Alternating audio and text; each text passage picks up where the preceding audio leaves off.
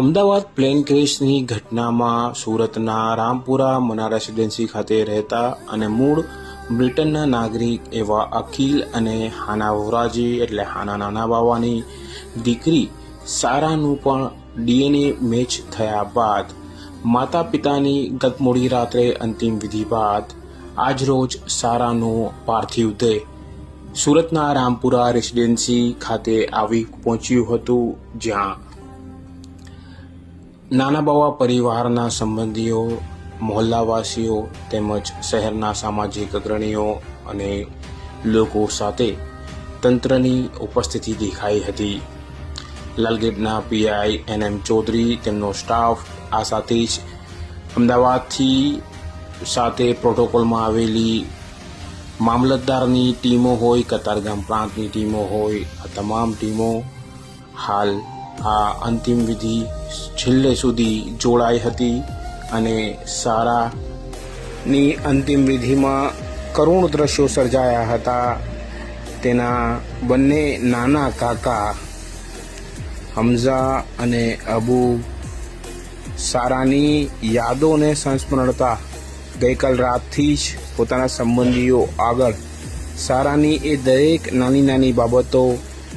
માસૂમ સારા ખૂબ બોલપડ હતી ત્યારે પોતાના સંબંધીઓ અને નાના કાકાઓ સાથે સારાની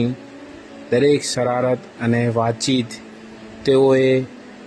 આખી રાત દરમિયાન, જ્યારે તેઓ અકીલ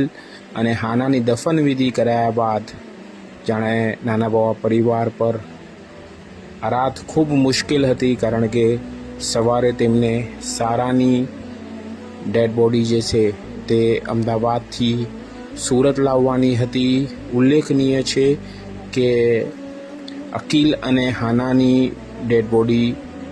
પરમ દિવસે ડિટેક્ટ થઈ ગઈ હતી, પણ પરિવારે કાલ સુધી રાહ જોઈ હતી કે જો સારાની પણ ડીએનએ મેચ થઈ જાય અને એમની બોડી મળી જાય તો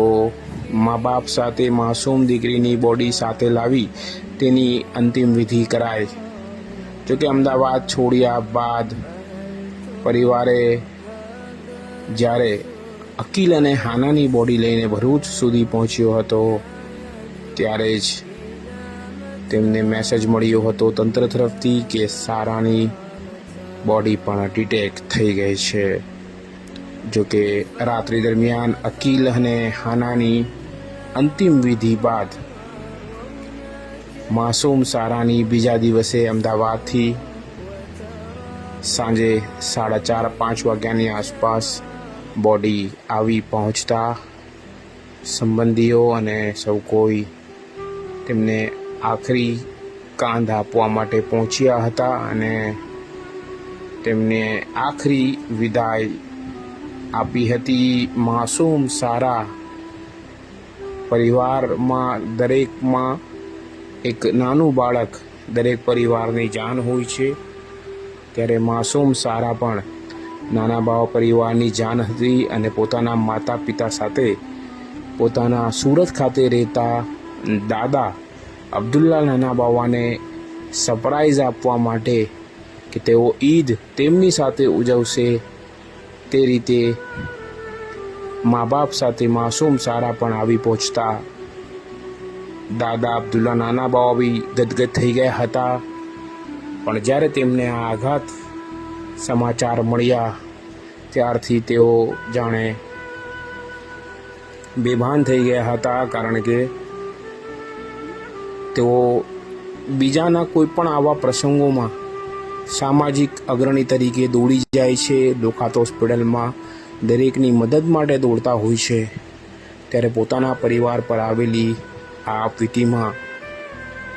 અબ્દુલ્લા નાના બાવા પણ જાણે તૂટી પડ્યા હતા. જો કે તેમણે હિંમત દાખવી, તેમના નજીકના મિત્રોએ તેમને ખૂબ હિંમત આપી હતી અને માસૂમ સારાને પણ તેઓએ